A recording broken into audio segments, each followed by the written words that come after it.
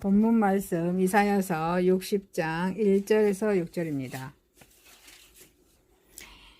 1절입니다. 일어나라 빛을 발하라 이는 제 빛이 이르렀고 여호와의 영광이 내게 임하였음이니라. 보라 어둠이 땅을 덮을 것이며 캄캄함이 만민을 가리려니와 오직 여호와께서 내게 임하실 것이며 그의 영광이 내게 나타나리니 나라들은 내 빛으로 왕들은 비치는 내 광명으로 나오리라.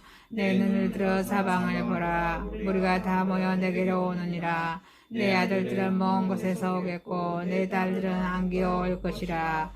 그때 내가 보고 기쁜 빛을 내며 내 마음이 놀라고 또 하창하리니 이는 바다의 부가 내게로 돌아오며 이방 나라들 재물이 내게로 옵니다. 허다한 낙타 미디안과 에바의 어린 낙타가 내 가운데에 가득할 것이며 스바 사람들은 다 금과 유황을 가지고 와서 여호와의 찬송을 전파할 것이며. 아멘. 마태복음 2장 1절에서 12절입니다. 1절입니다.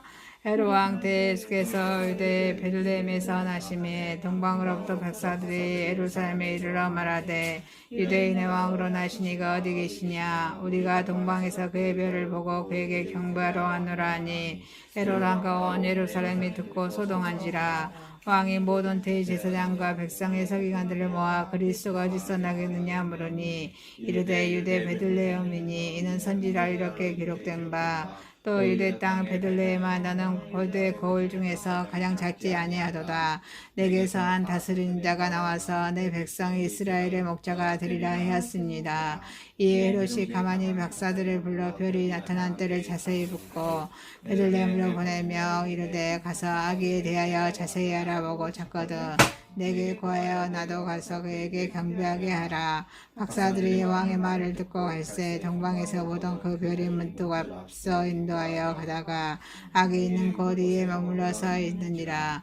그들이 별을 보고 매우 기뻐하더라.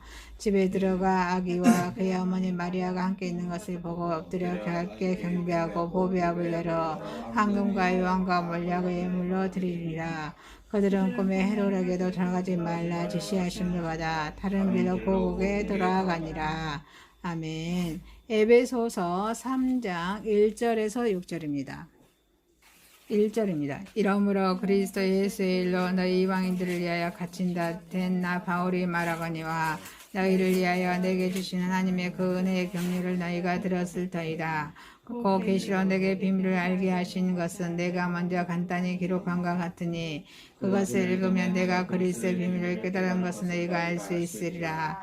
이제 그의 거룩한 사도들과 선지자들에게 성령으로 나타나신 것 같이 다른 세대에서는 사람들의 아들들에게 알리지 아니하셨으니 이는 이방인들의 복음으로 말미암아 그리스도 예수 안에서 함께 상속자가 되고 함께 지체가 되고 함께 약속에 참여하는 자가 됨이라. 아멘. 본문 말씀 이사야서 60장 1절에서 6절, 마태복음 2장 1절에서 12절, 에베소서 3장 1절에서 6절의 말씀으로 제목을 그리스도의 비밀이라는 제목으로 은혜를 받고자 하겠습니다. 자, 첫 번째, 그리스도의 비밀은 일어나라, 빛을 발하라 라는 것입니다. 이사야서 60장은 빛을 발하라 라는 말씀의 장이죠. 이사야서는 구원론의 말씀이에요. 어떻게 우리가 구원을 받는가 라는 말씀에 대해서 아주 잘 기록되고 있습니다.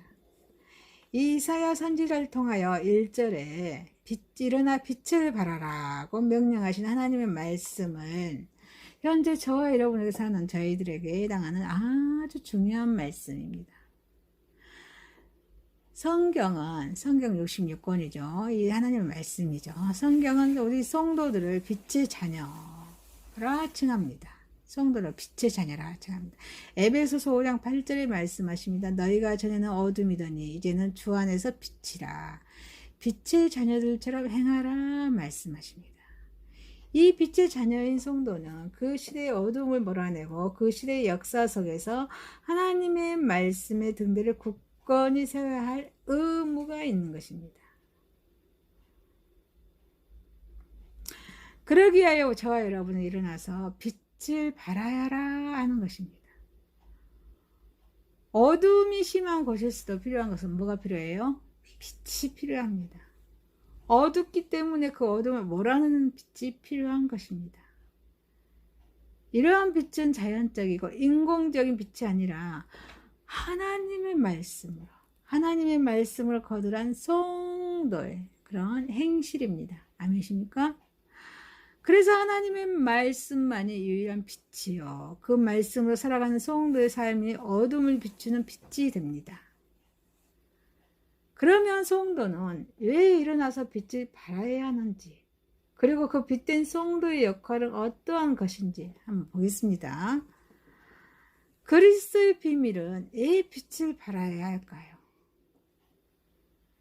이것은 하나님의 명령이기 때문입니다. 그래서 1절에 일어나서 빛을 발하라 말씀하십니다. 어느 시대를 막론하고 그 시대의 성도들에게는 요구하신 하나님 말씀, 일어나서 빛을 발하라는 것입니다. 빛은 하나님의 성품입니다. 하나님에게는 어둠이 존재합니까? 존재하지 않습니다. 요한일서 1장 5절 말씀, 우리가 그에게서 듣고 너에게서 전하는 소식은 이것이니 곧 하나님은 빛이시라. 그에게는 어둠이 조금도 없으시다는 것입니다. 그러기에 사람을 통해서 역사하시는 하나님께서는 그의 백성을 향하여 자신을 빛을 발하라 라고 명령하고 계신 것입니다. 저와 여러분 성도의 목적은 빛이신 하나님의 영광을 나타내는 데 있습니다. 그리스도의 비밀은 빛이 성도에게 임했기 때문입니다. 바로 저와 여러분에게 빛이 임했다는 것입니다. 그래서 1절에 한번 다 같이 읽습니다. 빛을 발하라. 이는 내 빛이 이르렀고 여호와의 영광이 내게 임하였습니다. 아멘. 아담의 타락 이후에 이 세상은 하나님의 빛을 상실하였습니다. 인간의 마음속에는 어두움만이 꽉 차 있습니다. 그래서 막 태어난 어린 아이들은 죄를 가르치지도 않는데 죄를 잘 짓게 됩니다. 나쁜 행동 가르치지 않습니다. 잘하게 되죠. 그건 죄의 습성을 가지고 태어났기 때문입니다. 태양의 빛을 비롯한 자연적인 빛은 예전 그대로 있지만 하나님의 본래의 빛을 잃어버리고 말았습니다. 인간의 심령은 암흑창지가 되었던 것입니다. 많은 무리들이 빛없는 이 세상을 방황하며 헤매게 되었습니다. 그러나 하나님께서는 때가 차매 빛이신 예수 그리스도를 이 세상에 보내주셨습니다. 그래서 세례 요한은 이 빛을 가리켜서 그 안에 생명이 있었으나 그 생명은 사람들의 빛이라 라고 요한복음 1장 4절에 이렇게 말씀하고 계십니다. 그래서 성도는 이 빛을 심령 속에 모신 자들입니다. 그래서 성도는 그 빛을 찾는 자가 되는 것입니다. 암흑천지인 이 세상에서 빛이신 그리스도를 소유한 성도는 당연히 그 빛을 발해야 된다는 것입니다. 그리스도의 비밀로 이 성도는 빛된 존재이기 때문입니다. 그래서 성도는 그리스도 밖에 있을 때는 어때요? 어두움 속에 속한 자입니다. 그러나 참 빛이신 그리스도로 말미암아 빛된 존재로 어때요? 변화가 되었습니다. 그래서 사도 바울은 성도를 향해서 에베소서 5장 8절에 말씀하고 계십니다. 너희가 전에는 어둠이더니 이제는 주 안에서 빛이라. 빛의 자녀들처럼 행하라고 고민하고 있습니다. 어둠에 속한 우리의 빛의 반열에 속했으니 어둠에 속한 우리가 빛의 반열에 속했으니 그거 얼마나 영광이겠습니까? 그것은 참 빛이신 예수 그리스도를 소유했으니 얼마나 행복하겠습니까? 세상에는 이러한 참 빛을 가장한 가짜 빛들이 많이 있습니다. 가짜 빛들이 많이 있습니다. 이런 광명한 천사처럼 분장해 많은 사람들을 미혹하여서 사망의 길로 인도하고 있습니다. 바로 이러한 어둠의 세력이 성행하는 세상에게 참 빛의 자녀인 성도는 일어나야 한다는 것입니다. 그리고 빛을 발하여야 한다는 것입니다. 그래서 빛의 열매가 착함과 의로움과 진실입니다. 빛의 열매가 에베소서 5장 9절에 빛의 열매는 옳은 착함과 의로움과 진실함이 있느니라. 다 같이 한번 해봐요. 착함과 의로움과 진실함. 이게 빛의 열매입니다. 어둠과 가짜 빛을 몰아내야 합니다. 빛된 성도의 역할은 어두움을 몰아내야 합니다. 빛의 역할은 어둠을 밝히는 것입니다. 역사의 밤을, 시대의 어둠을, 하나님의 말씀을 밝히는 것이 빛된 성도의 할 일입니다. 예수님은 산상수훈에서 마태복음 5장이죠. 성도를 가리켜 너희는 세상의 빛이다 라고 마태복음 5장 14절에 말씀하고 계십니다. 스스로를 설명시켜 주의 어둠을 몰아내는 것이 빛의 특성이라며 성도의 빛의 열매인 모든 착함과 의로움과 진실함, 에베소서 5장 9절 말씀이죠. 이 진실함으로 주의를 환히 밝혀야 한다는 것입니다. 그리고 이 행동으로서 하나님께 영광을 돌려야 하는 것입니다. 그래서 마태복음 5장 16절 이같이 너희 빛이 사람 앞에 비치게 하여 그들로 너희 착한 행실을 보고 하늘에 계신 너희 아버지께 영광을 돌리게 하라 라고 말씀하고 계십니다. 성도가 세상의 어둠을 몰아내는 일에 앞장서지 않는다면 이 일에 앞장설 사람은 이 세상 존재할까요? 존재하지 않습니다. 왜냐하면 빛된 존재는 성도이기 때문입니다. 세상의 어두운 구석구석에 하나님의 진리의 등대에 불을 켜서 밝히는 우리가 되어야 하겠습니다. 그것이 내 가정의 직장의 사업장입니다. 빛된 성도의 역할은 참 빛으로 안내해야 합니다. 빛의 또 다른 역할은 어둠 속에서 가고자 하는 곳까지 무사히 가게끔 도와주는 고시를 하는 데 있습니다. 빛된 존재인 성도는 어둠 속에 방황하는 이들을 참 빛으로 비치신 예수님께로 인도해야 합니다. 이 일을 위하여 이 세상에 태어난 사람이 누구였어요? 세례 요한이었습니다. 요한복음 1장 6절 말씀하십니다. 하나님께서 보내심을 받은 사람이 있으니 그의 이름은 요한이라. 성도도 세례 요한과 마찬가지로 그리스도에 대하여 증거하는 것이 의무고 또 임무인 것입니다. 이 일 때문에 어떠한 고난과 시련을 당할지라도 그 일을 감당해야 하는 것이 우리의 의무고 임무입니다. 그래서 요한복음 3장 30절 말씀하십니다. 그는 흥하여야 하겠고 나는 쇠하여야 하겠다. 는 이 세례 요한의 신앙 고백이 참 빛이신 그리스도 이 세상에 널리 밝히는 우리들의 신앙 고백이 되어야 하는 것입니다. 그래서 그리스도의 비밀은 일어나 빛을 발하는 저와 여러분이 되시길 주님의 이름으로 축원드립니다. 두 번째입니다. 다른 길로 돌아간 동방 박사는 그리스도의 비밀이었습니다. 이 마태복음 2장, 마태복음 왕으로 오신 예수님에 대한 복음서입니다. 마태복음은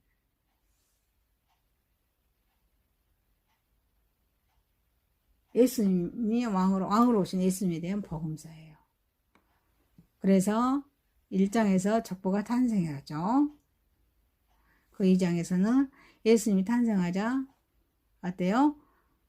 동쪽에 있는 애굽으로 가서 피신하라 라고 하는 말씀의 장, 오늘 본문의 말씀의 장입니다. 인류를 구속하신 하나님의 섭리와 경륜은 독생자 예수를 이 땅에 보내신 것으로 그치지 않았습니다. 우리 모든 인류를 구원하실 예수 그리스도 탄생시부터 성장 과정에 이르기까지 성령님의 인도와 보호가 계속되었습니다. 이 본문 역시도 그러한 일면을 우리에게 보여줍니다. 그리스도인이 이 그리스도의 비밀은 간특한 사람이라 할지라도 성령에 속일 수 있어요, 없어요?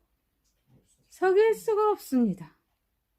이 이때의 왕이 헤롯 왕이에요. 헤롯은 무분별하면서도 매우 간특한 사람이었습니다. 그는 동방 박사들이 새로 탄생하신 유대인 왕을 찾으러 가자 그들을 불러 새로운 아시는 왕인 어떤 경위로 태어나는가 묻지 않고 아기 왕을 찾거든 자기에게 들어와 그 장소를 알려달라고 부탁했습니다. 그는 그 질문이 자신도 가서 경비하기 위함이라고 말했지만 그 속셈 어때요? 그 예수 아기 왕을 죽이는 데 있었습니다. 헤롯이 이 말은 진실처럼 들렸기 때문에 동방 박사들은 어때요? 이 헤롯의 말에 속아 넘어간 채 아기 예수께 출발했습니다. 그러나 그러한 그 계략이 동방 박사들에 속일 수 있어도 하나님이신 성령님을 속일 수 있을까요? 사람 성령을 속일 수가 없습니다. 우리가 어느 누구에게 거짓을 말하는 것은 성령 앞에서는 거짓말하는 것이요 이는 하나님 자체이신 성령님을 속이는 것과 마찬가지입니다. 그래서 성경에 이에 대하여 그 결과를 죽음이라고 교훈합니다. 성령님을 속이는 것은 죽음입니다. 아멘이십니까? 사도행전 5장 1절에서 11절 갑니다. 1절입니다. 아나니아라 하는 사람이 그의 아내 삽비라와 더불어 소유를 팔아 그 값에서 얼마를 감춤해 그 아내도 알더라. 얼마만 가져다가 사도들 발 앞에 두니 베드로가 이르되 아나니아여 어찌하여 사탄이 내 마음에 가득하여 네가 성령을 속이고 땅값 얼마를 감추느냐. 땅이 그대로 있을 때에는 네 땅이 아니며 판 후에도 네 마음대로 할 수가 없더냐. 어찌하여 이를 내 마음에 두었느냐. 사람에게 거짓말한 것이 아니요 하나님께로다. 아나니아가 이 말을 듣고 엎드려져 혼이 떠나니 이를 듣는 사람이 다 크게 두려워하더라. 젊은 사람들이 일어나 자신을 메고 나가 장사하느니라. 3시간쯤 지난 그의 아내가 그 일어난 일을 알지 못하고 들었노니 베드로가 이르되 너희가 어찌 함께 깨하여 주의 영을 시험하려 하느냐. 보라 장사하고 오는 사람들의 발이 네 문 앞에 이르렀으니 또 너를 외어 내가 그가 베드로의 발 앞에 엎드려져 혼이 떠나는지라. 젊은 사람들이 들어와 죽은 것을 보고 묘하다가 그의 남편 곁에 장사하니 온 교회와 그 일을 듣는 사람들이 다 크게 두려워하니라. 아멘. 그렇습니다. 그러므로 우리는 언제나 어디서나 성결한 영과 정직한 마음을 유지하도록 힘써야 할 것입니다. 이렇게 그리스도의 비밀은 왕궁의 왕이 없을 때 우리는 왕궁으로 갈 필요가 느끼지 못합니다. 맨 처음 동방 박사들은 어때요? 유대인들의 왕을 만나기 위해서 유대의 왕궁이 예루살렘 성으로 가야 한다고 생각했습니다. 그러나 그들이 예루살렘 왕궁의 문을 두드렸을 때 그들은 그들의 판단이 그릇되었다는 사실을 알았습니다. 거기에는 그들이 찾던 그런 유대인의 왕이 있었어요? 없었습니다. 그러므로 그들은 베들레헴으로 가서 아기 예수께 경배한 후에도 예루살렘에 돌아갈 필요가 느끼지 못했습니다. 그들은 이미 헤롯이 참된 유대인의 왕이 아니라는 사실을 깨닫고 그러므로서 그 권위에도 회의를 품게 되었던 것입니다. 그때 나타난 성령님의 지시는 그들의 발걸음을 안전히 돌리게 하였습니다. 마찬가지로 오늘날에도 진리를 찾는 자라며 저와 여러분 하나님의 자녀라며 성도라며 예수 그리스도께서 주인이 되지 못하는 곳에서 여지없이 발걸음을 옮길 것입니다. 그러나 마국간이라도 예수님을 주인으로 모시는 곳에는 박사들도 천사들도 목자들도 찾아와 경배할 것입니다. 어디서든지 예수 그리스도는 왕이시고 주인이십니다. 그는 마지막 때에 당신을 찾는 모든 백성에게서 영광과 찬양을 받으실 것입니다. 그래서 그리스도의 비밀은 깊은 은혜를 체험한 상태에서도 우리는 그곳에 머물러 있을 수만 없습니다.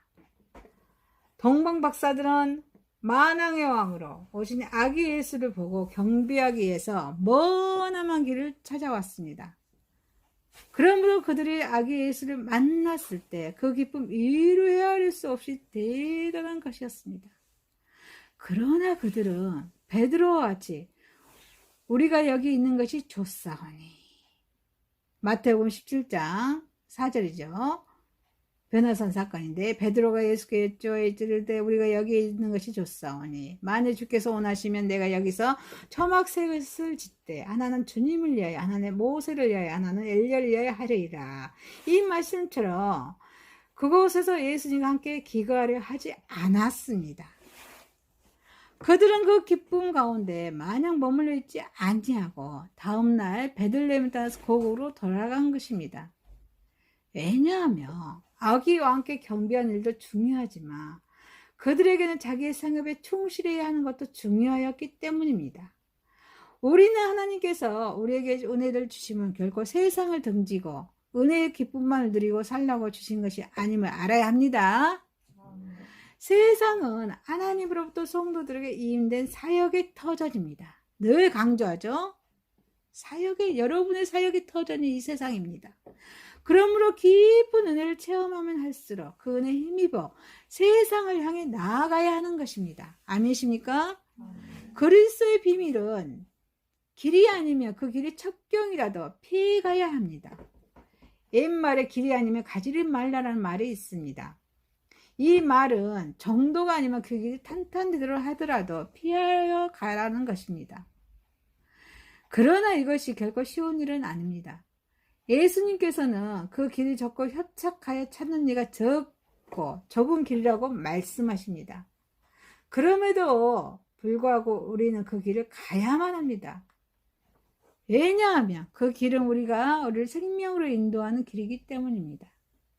동방 박사들은 꿈에 성령님의 지시를 받아 자기들의 예루살렘 왕궁으로 가며 자기 왕 예수가 죽게 될 것을 어느 정도 예견하였습니다. 그리하여 그들은 왕궁으로 통하는 평탄한 길을 버리고 다른 길로 돌아서 갔던 것입니다. 이는 매우 현명하고 의로운 처사라 아니할 수 없습니다. 그러므로 우리는 그것이 나의 목숨이든지 다른 사람의 목숨이든지 간에 생명을 고려하는 상황이라면 반드시 그 길이 첩격이라도 돌아와서 가야만 합니다. 하나님께서는 인류의 역사를 주장하시면서 하나님의 간섭이 필요할 때는 언제든지 그 사역을 멈추지 않으시고 선한 자에게 은혜로운 간섭을 또 약한 자에게는 공의 간섭을 하셨습니다. 특별히 하나님께서 성도들에게 은혜의 간섭을 하실 때는 반드시 은혜의 간섭을 받은 자가 그 받을 은혜대로 하나님께 혹은 다른 사람에게 행동하기를 원하십니다. 행동하기를 원하십니다. 아멘이십니까?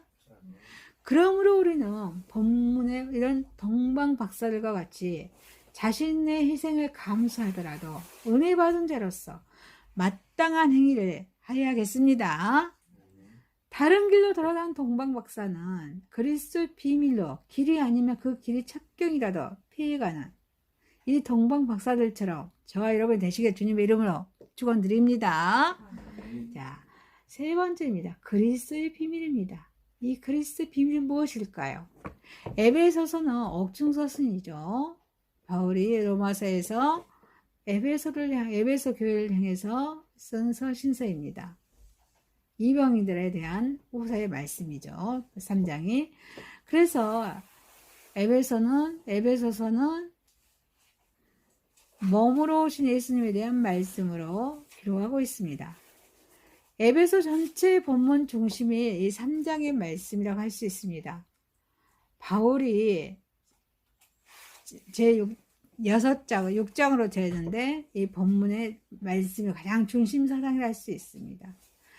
바울이 전 생애를 바쳐서 전하려고 했던 위대한 진리의 말씀이 본문의 3장의 말씀입니다. 그것이 4절에 그리스도의 비밀이 있습니다. 이제 이것은 누구를 위한 것이며 그 비밀의 깊은 뜻이 무엇이냐 한번 보겠습니다. 그리스도의 비밀은 이방을 위한 것입니다. 이방인을 위한 것입니다. 여러분, 이방인을 위한 것입니다. 예수님 믿지 않은 다 이방인이에요. 네? 우리 성경에서도 이방을 향한 복음을 전하고 있지 않습니까? 아무튼 우리 한국 사람이고 누구건 다 예수 믿지 않는 자를 위해서 복음을 전해야 될 줄 믿습니다. 이방인을 위해서 바울은 갇힌 자가 됐습니다. 이방인, 본문에서 수시인들이 그 에베소 교인들을 가리켜 바울은 그러면서 이제부터 너희가 애인도 아니요 손도 아니요 오직 성도들과 동일한 시민이요 하나님의 권속이라고 에베소 2장 19절 말씀하고 계십니다. 사도 바울은 소망이 없던 이방인들이 온전히 소중한 하나님의 성도요 권속이 되기 위하여 그리스도의 일로 옥에 갇혔습니다. 그래서 동족을 위해서 옥에 갇힌 일도 결코 쉽지 않습니다. 그런데 이 사도 바울은 이방인들을 위해서 옥에 갇혔습니다. 그것은 바울로 인하여 이방인들의 복음을 듣도록 하신 하나님의 비밀입니다. 하나님의 비밀이 다 있습니다. 그리스도의 비밀은 편협한 신앙사고를 깨뜨린 계시입니다. 바울 사도는 그에게 옥에 갇히는 속옷까지 감수하게 하신 하나님의 이대한 계시를 받았습니다. 그는 자신의 고생이 누구를 위한 것인지 명백히 알았습니다. 자신들만이 선민, 하나님께 택한 백성을 잡아했던 유대인 중에 한 사람인 이 바울이 그 계시를 받았다는 것은 참으로 놀라운 일입니다. 그래서 2절에서 그가 너희를 위하여 라고 명백히 언급한 것은 어때요? 이방인들이 이해한 것이었습니다. 우리가 여기서 깨달아야 할 사실이 있습니다. 그것은 언제나 우리 교회, 우리 나라만을 아는 자기 중심적인 신앙에서 벗어나서 어때요? 타인, 타 교회, 타 민족과 나라를 생각해야 한다는 것입니다. 편협한 사고에서 벗어나는 것도 주님께서 주신 이대한 계시의 일부분입니다. 그리스도의 비밀은 은혜의 경륜입니다. 은혜의 경륜입니다. 본문 2절에서 너희를 위하여 내게 주신 하나님의 그 은혜의 경륜은 바울이 의도한 바 두 문장 하나 표현된 것이라 볼 수 있습니다. 하나님이 너희를 위하여 내게 주신 골로새서 1장 25절에 내가 교회에 일꾼 된 것은 하나님이 너희를 위하여 내게 주신 직분을 따라 하나님의 말씀을 이루려 함이니라. 또 내게 주신 은혜 갈라디아서 2장 9절에 또 기둥같이 여기는 야고보와 게바와 요한도 내게 주신 은혜를 알므로 나와 바나바에게 친교의 악수를 하였으니 우리는 이방인들에게로 그들은 알레자에게로 가게 하려 함이라. 이렇게 말씀하십니다. 따라서 은혜가 다른 이에 의하여 바울에게 주신 것처럼 경륜도 또 다른 이방인에 의해서 주신 것입니다. 그렇다면 이 은혜와 경륜이 무엇입니까? 은혜의 경륜. 왜 은혜의 경륜입니까? 은혜란 하나님의 자비하심에 의해서 거저받은 것을 말합니다. 아멘이십니까? 거저받는 것을 말합니다. 그래서 이 본문의 6절에 그리스도 예수 안에서 함께 후사가 되고 함께 약속에 참여하는 자가 되는 것입니다. 아멘이십니까? 후사가 되고 함께 참여하는 자가 되는 것입니다. 이 경륜은 그 말 자체가 감독, 관리, 행정의 의미를 가지고 있습니다. 여기서는 하나님의 구원 계획을 일컫는 표현입니다. 구원의 계획을 말씀하고 있습니다. 하나님의 계획과 그 계획의 성취를 뜻하는 것입니다. 따라서 은혜의 경륜이란 말씀은 하나님께서 그의 자비로 이방인의 거저주시는 후사가 되고 약속에 참여하는 자가 되는 그 구원의 계획을 뜻하는 것입니다. 경륜의 비밀스러운 성격으로 여기서 비밀이란 오랜 세월 동안 감춰져 있던 어떤 것이며 계시가 임하기 전까지 결코 발견될 수 없는 것을 뜻합니다. 심지어 그것이 밝혀지더라도 인간은 도저히 이해할 수 없는 어떤 것을 뜻합니다. 이러한 비밀이지만 유대인에게 일찍이 알려졌던 비밀입니다. 구약시대에는 율법과 선지자를 통해 알려졌고 이 신약시대는 어때요? 예수 그리스도, 예수님께 직접 오셔서 현현과 가르침, 사도들 사역을 통해서 이렇게 알려졌습니다. 그러나 그들은 이 비밀의 경륜을 깨닫지 못하였습니다. 그들은 오히려 어때요? 이 은혜의 경륜을 배척했습니다. 그래서 이 비밀이 이방인들에게 이방인들에 선포된 것입니다. 아멘이십니까? 그래서 다리 차면 기울어지듯이 때가 차서 이방인들에게 복음이 선포된 것입니다. 따라서 이 은혜의 경륜, 그리스도의 비밀은 이중적이라고 할 수 있습니다. 이 비밀의 초기에는 유대인들에게 계시되고 이방인들에게는 숨겨졌던 반면에 후반부의 후기에 와서는요, 유대인들에게는 가려지고 이방인들에게는 선포되었기 때문입니다. 어쨌거나 이 그리스도는 유대인에게는 참으로 오랫동안 대망하는 그런 메시아입니다. 이방인들에게는 영광의 소망의 구세주입니다. 아무나 알 수 없는 구원의 경륜이 그리스도의 비밀이 이제 온 세상에 분명히 드러나게 되었습니다. 유대인이나 이방인이나 나를 막론하고 그를 믿는 자는 어때요? 다 구원을 얻게 되었습니다. 계시로 받은 사도 바울은 본문의 그런 3절에서 이 놀라운 사실, 그리스도의 비밀을 계시로 받았다고 했습니다. 율법적인 그런 연구, 업적이나 세상적 학문의 결과를 얻었다고 하며 이 세상에 구원받을 사람이 있어요, 없어요? 많지 않습니다. 그러나 그것이 계시에 알려진 것이기에 누구나 볼 수 있으며 믿기만 하면 내 죄를 위해서 십자가에 죽으시고 부활하신 그 예수님 믿기만 하면 구원을 얻는 것입니다. 그래서 이것이 뭐예요? 복음입니다. 그리스도의 비밀은 복음임을 심장으로 깨닫는 저와 여러분이 되시길 주님의 이름을 축원드립니다. 말씀을 마치겠습니다. 그리스도의 비밀은 일어나라 빛을 발하라는 이사야 60장의 말씀이었습니다. 다른 길로 돌아간 동방박사는 그리스도의 비밀이었습니다. 에베소 3장 그리스도의 비밀이었습니다. 기도하겠습니다.